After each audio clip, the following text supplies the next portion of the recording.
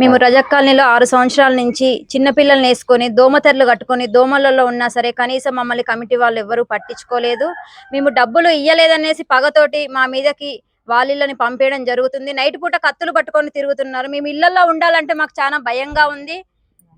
వాళ్ళు గంజాయి తాగుతున్నారు. రోజు సత్యమ్మ మనవడు తీసుకొచ్చి జనాల్ని ఇటు రమణమ్మ వాళ్ళ ఇంట్లో వాళ్ళ మేనత్త ఇంట్లో దాగడము, వాళ్ళ నానమ్మ వాళ్ళ ఇంట్లో దాగడము, ఇటు వెనకాలకి తీసుకొస్తే సంపత్ వాళ్ళ ఇంట్లో దాగడము, ఇక్కడ ఏ రూములు అయితే ఖాళీగా ఉన్నాయో ఆ రూములలో కూర్చొని గంజాయి తాగడము, మమ్మల్ని బెదిరియడము, ఆడోళ్ళని ఇష్టం వచ్చినట్టు బిహేవియర్ చేయడము, నోటికొచ్చినట్టు బూతులు మాట్లాడడము, అమ్మల్ని పెళ్ళాన్ని పిల్లలతో సహా కనీసం మా పిల్లలకు కూడా ఇది లేదండి. మాకు పిల్లలతో సహా మాకేం చేస్తారో మాకైతే న్యాయం కావాలి.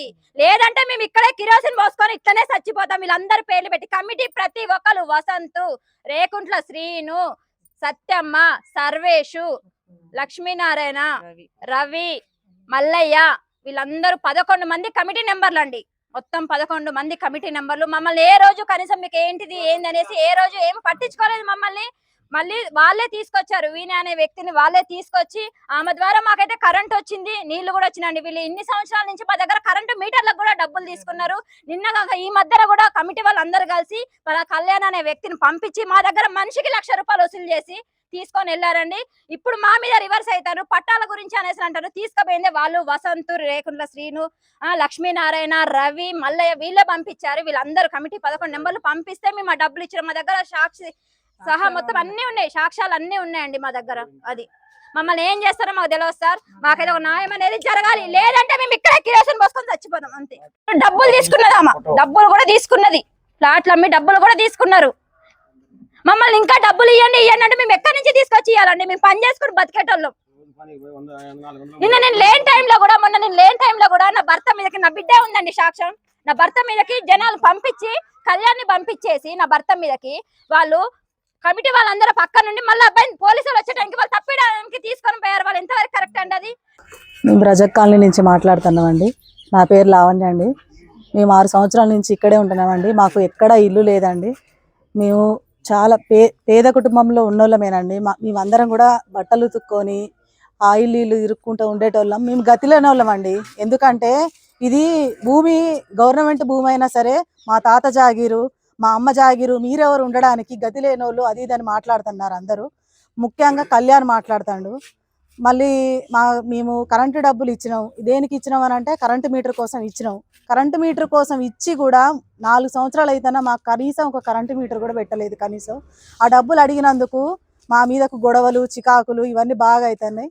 మేము అప్పు చేసుకొని ఇల్లు కట్టుకున్నామండి. మీరు ఎక్కడ ఎంక్వైరీ చేసినా మాకు ఎక్కడ కూడా ఒక ఇల్లు కాదు కదా, ఏది ఉన్నట్టు కూడా కనపడదండి. కనీసం మీకు కావాలంటే మీరు చూడండి.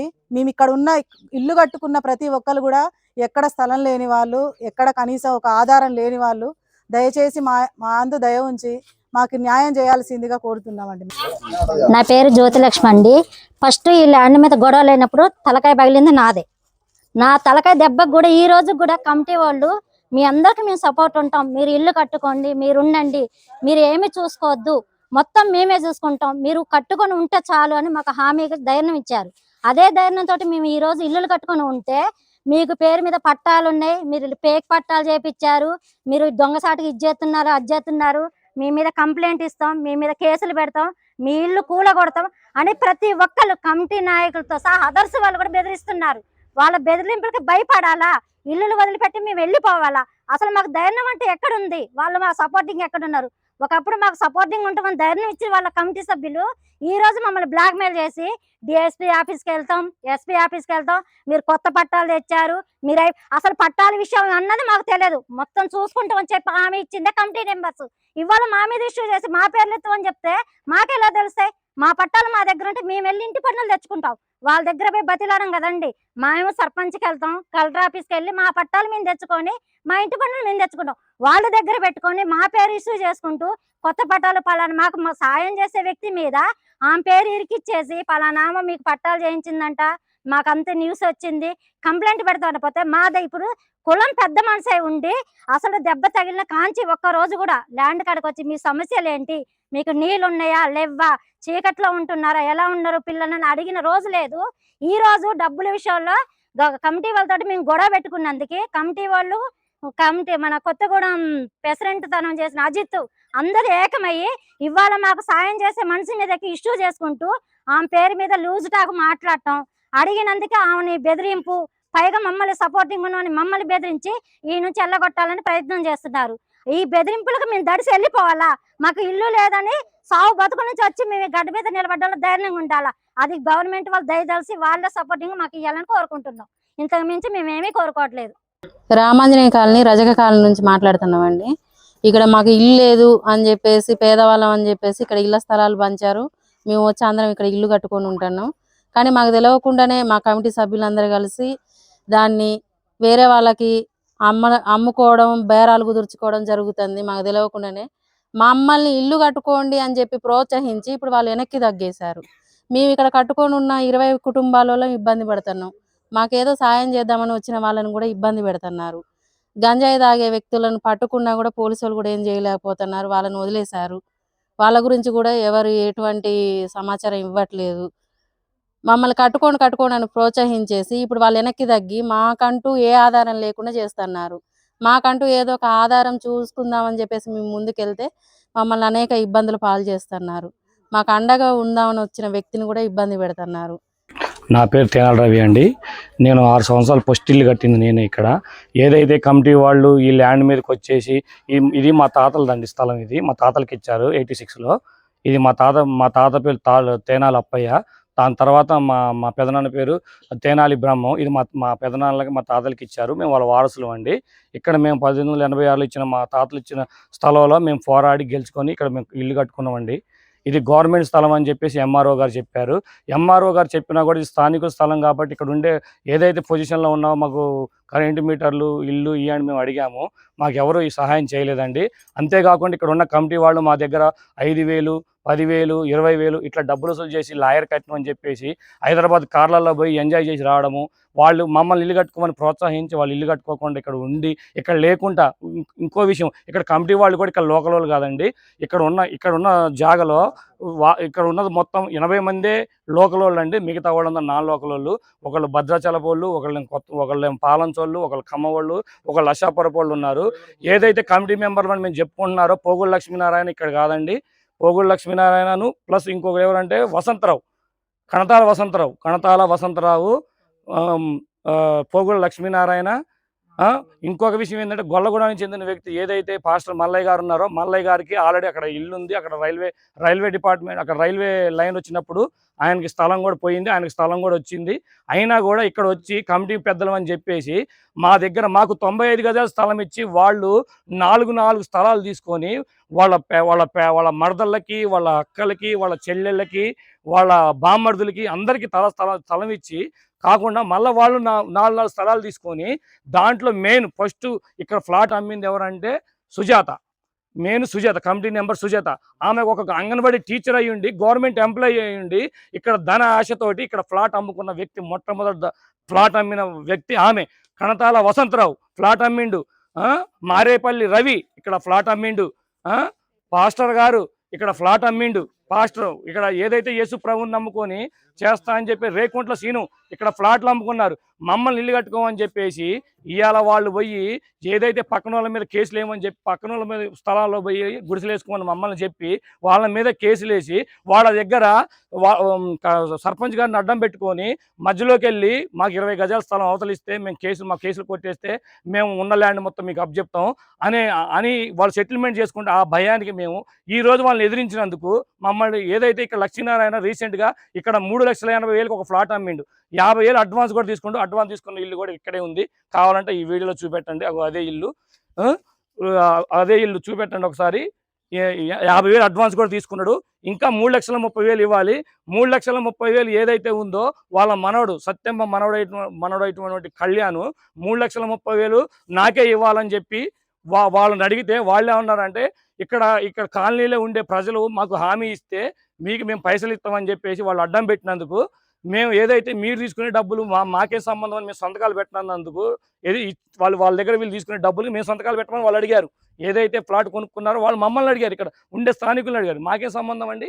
ఆ డబ్బులు ఇప్పినందుకు కడుపులో పగబెట్టుకొని లక్ష్మీనారాయణ కోసం ఇక్కడ నాన్ లోకల్ అండి, వాళ్ళు లోకల్ వాళ్ళు కాదు, వాళ్ళు ఆధార్ కార్డులు ఏది చూసినా కూడా ఇక్కడ లోకల్ వాళ్ళు కాదు, వాళ్ళు నాన్ లోకల్ వాళ్ళు, వాళ్ళు బయట వ్యక్తులు ఇక్కడ వచ్చి వాళ్ళ ఊరోళ్ళకి ఇక్కడ ఒక్కొక్కళ్ళకి 10 ఫ్లాట్లు ఇచ్చి వాళ్ళు ఇక్కడ రాకుండా, వాళ్ళకి అగ్రికల్చర్ ల్యాండ్లు ఉన్నాయి ఊళ్ళల్లో, మన రైతు బంధు డబ్బులు తీసుకున్న వాళ్ళు ఉన్నారు, రుణమాఫీ అయిన వాళ్ళు ఉన్నారు. వాళ్ళు ఇక్కడికి ఆధార్ కార్డులు మార్చుకోమని చెప్పి 3 సంవత్సరాల నుంచి వాళ్ళని ఇబ్బంది పెడుతున్నారు. వాళ్ళు ఇక్కడ వాళ్ళు కాదు, వాళ్ళు ఇక్కడ 20 ఫ్లాట్లు వాళ్ళకి ఇచ్చారు. వీళ్ళు వాళ్ళ కోసం ఇక్కడ ఉన్న వాళ్ళని అన్యాయం చేసి వాళ్ళ ఫ్లాట్లు కూడా అమ్ముకుంటున్నారు. ఇంకొక విషయం ఏందో తెలుసా, కనతాల వసంతరావు వాళ్ళ అన్నకి తెలియకోకుండా వాళ్ళ తమ్ముడు ఫ్లాట్ అమ్మిండండి. ఇగో ఇదే ఫ్లాటు. వాళ్ళ అన్న వచ్చి ఇక్కడ మా దగ్గరకు వచ్చి ఏడ్చుకుంటా, అన్న నా ఫ్లాట్ నా తమ్ముడే అమ్మిండంటే, నీకు తెలియకుండా ఎలా అమ్ముతాడంటే, వీళ్ళు ఫ్లాట్లు అమ్ముకొని వాళ్ళు ఇల్లు కట్టుకోకుండా నాన్ లోకల్. నా పేరు పిల్లి శ్రీనివాసు, నేను ఉండేది బాబా క్యాంప్ ఫస్ట్ స్టార్టింగ్ నుంచి. 95లో మాకు ఈ స్థలాలు ఇచ్చారు. ఎవరు సత్యమ్మ 95లో స్థలాలు ఇక్కడికి వచ్చినాయి మాకు. అప్పుడు స్థలం ఇచ్చి 92 గజాలు ఇల్లు కట్టుకోండి అని ఒక 10 మంది కమిటీ వాళ్ళు కూర్చొని ఇల్లు కట్టుకోండి. ప్రతి ఒక్క కమిటీ ఎవడు ఇల్లు కట్టుకోలేదు. ఇక్కడ ఒక 20 మంది మేము ఇల్లు కట్టుకున్నాం, ఎవడూ కట్టుకోలేదు ఇక్కడ. ఉన్న వాళ్ళకి 4 స్థలాలు తీసుకొని 4 స్థలాలు అమ్ముకోవడం, వాళ్ళు 4 స్థలాలు తీసుకొని ఒక్కో స్థలం ఉంచుకొని 3 స్థలాలు అమ్ముకున్నారు. మళ్ళీ మేము ఇల్లు కట్టుకున్న వాళ్ళమే మా మీద సత్యమ్మ గారు ప్లస్ కళ్యాణ్ ఈ కమిటీ నెంబర్లు, మీరు ఇక్కడ ఉంటే మేము సంపేస్తాం, ఇక్కడ జాగాలు లేవు ఏం లేవు అని చెప్పేసి మమ్మల్ని బెదిరిస్తారు ప్రతిరోజు. వసంత్, శ్రీకాంత్, లక్ష్మీనారాయణ, మల్లయ్య, సర్వేశ్రావు, రవి, సుయేత, సత్యమ్మ, కళ్యాణ్, ఇది వీళ్ళందరూ మమ్మల్ని బెదిరిస్తారు. మేము ఉండాలన్నా ఇక్కడ ఏం చేయాలి? మేము గవర్నమెంట్ అధికారులకి నా విన్నపం అండి, మాది రజక కాలనీ, ఇక్కడ మేము నివసించడానికి వచ్చాము. మాకు ఇల్లు లేకపోయేసరికి ఇక్కడ 86లో గవర్నమెంట్ ల్యాండ్ ఇచ్చింది. అయితే పేదవాళ్ళకి ఇస్తామనేసి ఇక్కడ మాకు చెప్పడంతో మేము ఇక్కడ వచ్చామండి. వచ్చిన తర్వాత మాకు 90 గజాలు ఇవ్వడం జరిగింది. అయితే మమ్మల్ని మీరు ఇల్లులు కట్టుకుంటేనే మీకు ఇక్కడ ఉంటాయి, లేకుంటే ఉండవు అనేసి 11 మంది కమిటీగా ఏర్పడి వాళ్ళందరూ ఏం చేస్తారంటే మాకు భయభ్రాంతులకు గురి చేసి మేము తాకట్టు పెట్టి ఇల్లులు కట్టుకోవడం జరిగింది. కట్టుకున్న తర్వాత మమ్మల్ని ఇక్కడ ఎదుగుదల చూపించి చుట్టూ అమ్ముకోవడం మొదలుపెట్టారండి. వాళ్ళు భూ కబ్జాదారులుగా తయారయ్యారు. అందులో ఏ అధికారిని ఇక్కడ రానియకుండా అధికారుల మీద కూడా కేసులు వేయించి వాళ్ళు ఇక్కడ తొంగి చూడకుండా అది 11 మంది కమిటీ మెంబర్లు వాళ్ళు ఇష్టారాజ్యంగా ఇక్కడ చెలరేగుతున్నారు. మేము తేలుకునే లోపు మొత్తం మా చేతులు లేకుండా అయిపోయింది. ఇప్పుడు మేము నిలిసి అడిగినందుకు మా మీద కేసులు పెట్టాలని ప్రయత్నం చేస్తున్నారు. మేము ఇళ్లలో పని చేసుకున్న వాళ్ళమండి. మరి మీరు గవర్నమెంట్ ఇది గవర్నమెంట్ దృష్టికి వెళ్ళాలి. వాళ్ళ యొక్క 11 మంది వాళ్ళు ఏ విధంగా మా దగ్గర నుంచి రక్తం పీల్చినట్టు డబ్బుని పీల్చి వాళ్ళు ఎలా జల్సాలు చేశారు, వాళ్ళు ఎట్లా సంపాదించుకున్నారు పైసలు. మరి గవర్నమెంట్ అధికారులు కూడా రానియకుండా ఇక్కడ వాళ్ళ మీద కేసులు వేయటం, వాళ్ళు ఇష్టారాజ్యంగా చేయడం, 10 వాళ్ళ ఫ్లాట్లు 4-5 ఫ్లాట్లు తీసుకోవటం, మరి వాళ్ళ చర్యలు విచ్చలవిడితనం అయిపోతుందని మాకేమైనా సాయం చేయడానికి ముందుకు వస్తే వాళ్ళ మీద రాళ్ళు విసిరేస్తున్నారు. వాళ్ళని కూడా రానియకుండా చేస్తున్నారు. మాకు తాగడానికి నీళ్ళు లేకుండా చేస్తున్నారు. మరి మేము చావాలా బతకాలా మాకేమీ అర్థం కావట్లేదు. ఏ అధికారికి రానియకుండా వాళ్ళు మేనేజ్ చేస్తున్నారు. మరి అధికార బలంతో చేస్తున్నారు. దయచేసి మా పేదలను కాపాడవలసిందిగా ప్రభుత్వానికి, మన ముఖ్యమంత్రి వారికి ఈ వీడియో చేరాలని మేము మనస్ఫూర్తిగా కోరుకుంటున్నాము. వచ్చి చూస్తే నిజ నిజాలు అందరికీ తెలుస్తాయండి. మేము లేని వాళ్ళమా ఉన్న వాళ్ళమా, మా కమిటీ మెంబర్లు మరి ఏ విధంగా వాళ్ళు దీన్ని భూ కబ్జాదారుగా చేసి దీన్ని ఏ విధంగా పంచుకుంటున్నారు అనేది బయటికి వస్తుందండి. దయచేసి మాకు న్యాయం చేయగలరని మనవి చేస్తున్నాను.